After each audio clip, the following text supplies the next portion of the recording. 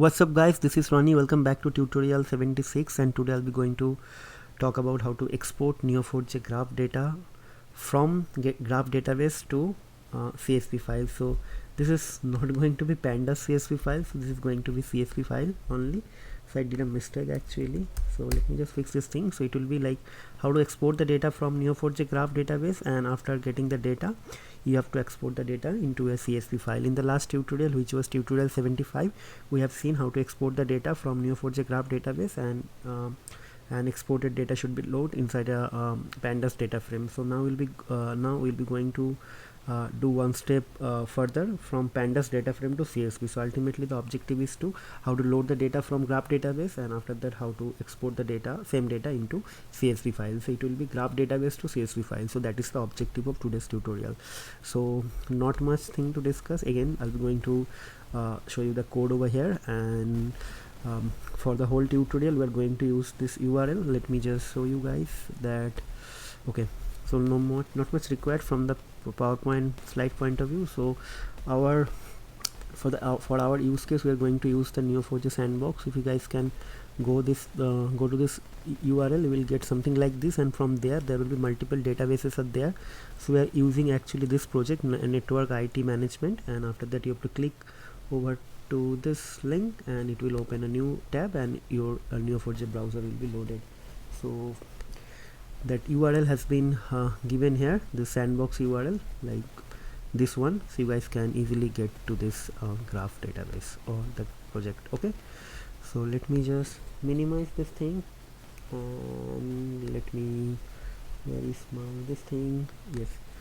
Okay, so let me just start writing the code from here. So first thing first, I need to import, sorry, before that I need to write name tutorial 76, then it would be how to export data from Neo4j graph db to CSV file.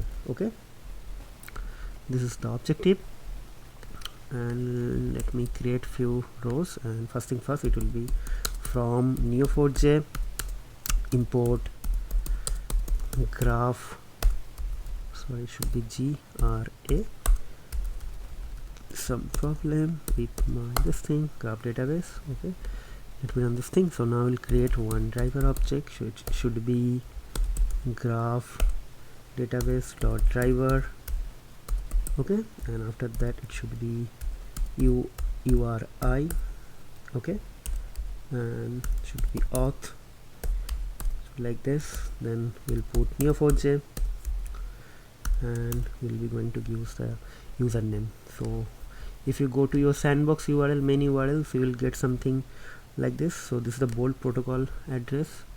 Okay, URI with the bold protocol, and I have to give the password. So password also will get it from here. So in our case, this is the password. Okay, so everything is given here. Okay, that's it. So let me run this thing. We haven't got any errors, so everything is fine. So now we'll create one session object. So session is going to be driver dot session. Okay, so this is also fine. So now we'll write the query. So what I'll do, I'll just try to load up this thing.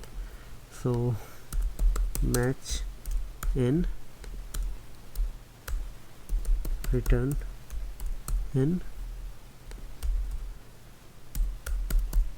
Okay, so let's see. We're going to load up specific type of nodes, means the label of the nodes is going to be maybe machines or data center. We'll see, and based on that we'll try to load up everything inside a CSV file. Okay,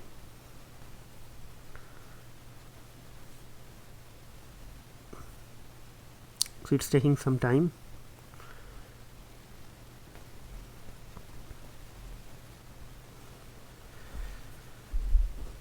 Because the data is huge actually, and I'm using the sandbox, and sandbox is not always very fast. So if you see here, there are so many things. So I'll be going to read this node of label, node of type machine. Okay, so MSHINE, M is in caps. So what we'll do, we'll write down the query. So it should be match n machine, okay, return in dot, and specific property of this thing will be in machine is going to have the property of name, okay. So it should be name as name, okay. So let's write down this thing, okay. Let's create few more, okay. So results is going to be session dot run, and we'll be going to pass our query q1 over here, okay. So let's run this thing, okay. Then data means we are going to get the data, so it should be results dot data like this, okay. Then we'll see what are the data we are getting. See, we got everything as I did in the last tutorial. So this is going to be a whole list, and every element inside a list will be a dictionary, and the dictionary value will be going to be the key is going to be the name, this one, and the value of this thing will be the name of the actual machines, every machine's name, okay. And now I'll be going to load this thing inside a pandas data frame, okay. So for that thing, maybe we can write import pandas as pd, okay. Then we are going to write df equals to pd dot data frame like this, okay, like this. And then let's run this thing, okay. So we all got this data frame ready over here. See, now we'll be going to load this thing into a CSV file. So it should be 2 CSV, and inside that we'll be write graph to CSV dot CSV, and we're going to write index equals to false because I don't need this thing, okay. That's it. So let's run this thing. So it's done. So let me check whether you are getting the file or not. So file will be loaded here. So see, this is our file just created few seconds ago. So let me open this thing. See, I got all the file all the machine's name inside a CSV file. So practically this is not a CSV file. You guys can question me that there is not comma separated thing, but again, just think about that. So if your nodes are going to be have more than one property, let's say here, we can easily export this thing using the same query, and after that you can easily do this thing. So number of property, it doesn't matter. The matter is here actually matters the way or the techniques which we are actually applied. Like first we need to get the data, and after that we are getting the data actually from the result set, and from there we are converting the data which whatever we are getting from the result set into a pandas data frame, and from there we are actually loading this thing into a CSV file and writing back the CSV file, okay. So that is the thing. So 4 things here. Write down your query, get the complete result set, convert the result set into a actual fruitful data, and from the data convert the data into a pandas data frame, and after that load this pandas data frame and write back to a CSV file. So these 4 things. I believe you guys enjoyed the series, and now you guys know this important thing, like those are actually directly coming from data science or data analytics driven project, or already working in some data science project. For them this is going to be very handy, and already you guys know that how to do this thing, and maybe someone already like kind of trying to search the actual technique how to do that, but not able to get any success. That is why they send me emails. So that is why I told you, like this is the right time that I should start all intermediate and advanced tutorial, because we stopped kind of in the tutorial 74th, and nowadays every day I'll be going to upload more videos on Neo4j. Yesterday we did one, and today this one, and every tutorial is interrelated. Like first thing is that your data part and your Neo4j operation CYPHER operation part is done.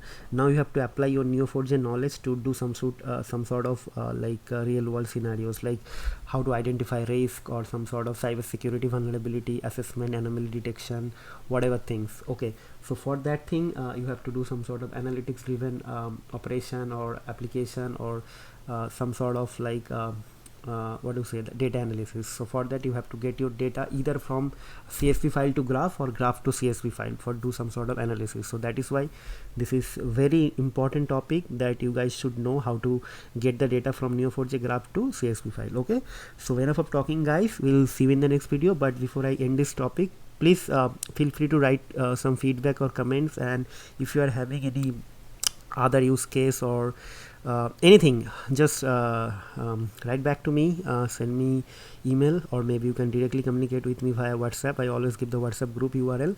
And also in between, if you guys are having any feedback, you guys are having any question or need some more clarification, or have anything like for us to improve our quality or content, whatever, just feel free to write me. I will try to like answer all your queries as soon as possible, and try to do some sort of practice, or else definitely will forget. Okay, so that's it guys, we'll see you in the next video. Till then, take care, goodbye, and have a nice day.